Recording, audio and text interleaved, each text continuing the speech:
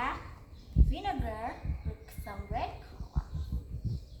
Okay, and we also need a small bottle, and first we put the small bottle and then we use the clay, we pour around it.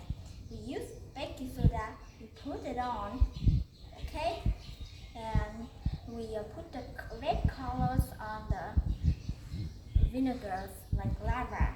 Okay, now